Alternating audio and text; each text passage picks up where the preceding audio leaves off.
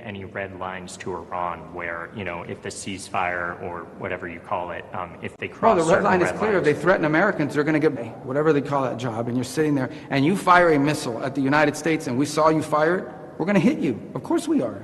Who doesn't do that? Unless you want to get your ship sunk. I mean, we're not going to let our ships get sunk by the Iranians with their little, their drones that they're firing. They don't have a navy anymore. But they bring out these little Boston whaler fishing boats and they try to swarm you. We're going to blow those boats up if they're coming towards our boats. I don't know if that's a red line, but I hope they know it is by now. So if I were one of these Iranians on a fast boat and they tell you, hey, your mission is to go after a U.S. destroyer, you're probably not going to survive. I think that's a red line. Can I back to European reaction? Does anybody have, do you have any questions? This guy's like a monopoly over here. Yes. The President has expressed disappointment in support or lack thereof in Europe. Was there any discussion today in your meeting with Prime Minister Meloni or Foreign Minister Tahani about them providing escorts in the Strait of Hormuz? No, we didn't get to that level of specificity about what they... Here's the bottom line, okay? Everybody says Iran is a threat. Everybody says that Iran can't have a nuclear weapon. Okay, but you got to do something about it. The President's trying to do something about it. And I don't understand why anybody would not be supportive of that. And he doesn't understand, and rightfully so, somebody would be supportive of that. But here's a more fundamental problem. Iran now claims that they have a right to control an international waterway.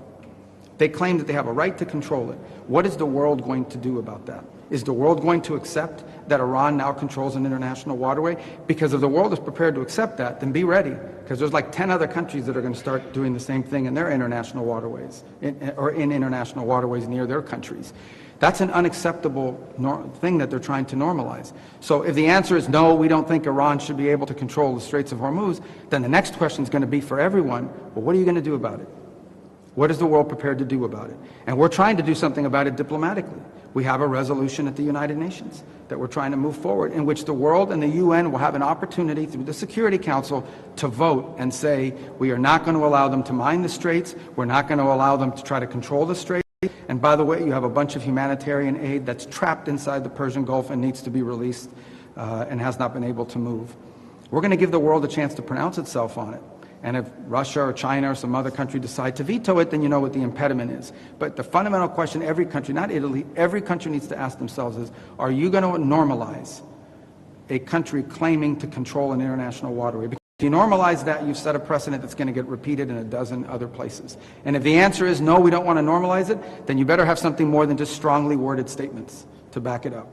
And that's the point I've made in all of my visits, not just here. I didn't come to Italy just to make that point. I would say that to any country that complains about the Straits, because that's what we potentially are facing unless we get a good deal from the Iranians, and we're waiting to hear that today. Mr. Secretary, can I move to Taiwan, actually? I'm sorry to geographically go around the world. Okay. Parliament just approved a pretty big, massive defense bill today or last night. There was a little bit less than what the president of Taiwan was asking for, but nonetheless, it's a big bill, including money to buy U.S. arms. What is your reaction to that, if any, and specifically in the context of the trip you will be doing with the president next week in China? Well, all I would say in context of the trip next week in Taiwan in specific is the United States, our policy remains unchanged. We don't want to see any forced or compelled change in the situation now. We think it would be destabilizing to the world. Our position on that has been, we've heard obviously the Chinese position, but we've made our position on that clear as well. And I imagine that will be discussed in the trip, but I don't think it'll be a feature of our trip, but it'll certainly be an item that's discussed.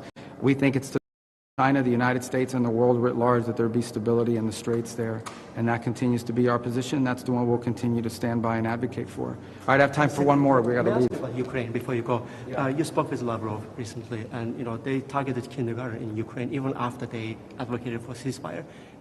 Where does the negotiations stand? Right now, the negotiations are. We've tried to play a mediator role in that. So far, it has not led to a fruitful outcome for a variety of reasons. We remain prepared to play that role if it can be productive. We don't want to waste our time and invest time and energy into an effort that's not moving forward. But if we see an opportunity to act as a mediator that brings both sides closer to a peace deal, we'd like to see it. Our position at the end of the day is that this war is a tragedy. Both sides are paying a very heavy price for it. both economic and obviously at a human level. It's destructive, we're against it, and anytime you tell me about strikes and people, or every time I hear about these things, it just reminds us of why this war needs to end. And while we're prepared to play whatever role we can to bring it to a peaceful diplomatic resolution, unfortunately, right now those efforts have stagnated, but we always stand ready if those circumstances change. Can I just okay, ask guys? one on Yeah, Africa? and then I got to go, and I apologize. One on Africa. I mean, the president committed last year to personally intervening to help try to end the war in Sudan. The Pope, in one of his addresses, called this one of the world's greatest tragedies. Did this come up at all in your discussions, and do you see any movement? Well, we discussed Africa broadly, and of course Sudan being an incredible tragedy. We've been heavily engaged through that Quad process. Obviously, Sudan has become in some way sort of a proxy engagement between multiple countries who are behind some of the elements that are fighting. There are other countries that are not directly involved but have allowed their national territories to be used as a way to ship weaponry. We recently had a pretty positive announcement for the first time on a statement of principles, but we have to give it some action. What we've really been focused on in Sudan is sort of establishing a humanitarian ceasefire that allows us to provide aid to people that are suffering tremendously there, but not doing so at the expense of a broader deal. So we do want the humanitarian ceasefire where we can identify a number of communities that are safe havens for the distribution of humanitarian aid for what is one of the world's worst humanitarian crises ever. But you can't do that unless you have the security to be able to provide the aid. But we don't want that to be the final outcome. In addition to the humanitarian corridors and the humanitarian sites, we need to bring this conflict to an end. And the way to bring this conflict to an end is for the countries and the parties who are supporting the fighting elements to force these elements toward a peace deal that ends this conflict.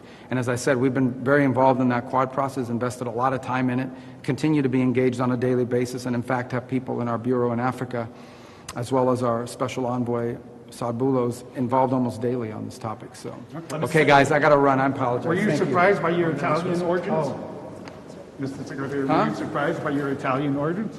Well, not surprised today. I learned about it in 2017 when PBS did a Finding Your Roots special. Oh, okay. That's where I found it. Okay. How about the 2028 buzz? Any comment on that, sir? कर रहे थे उन्होंने कहा उम्मीद है Iran मुस्बत मुज़ाकरात की तरफ आएगा। ईरान के पास जौहरी हथियार नहीं होने चाहिए, ईरान की जानिब से आज जवाब मौसूल हो जाना चाहिए। इसके अलावा उन्होंने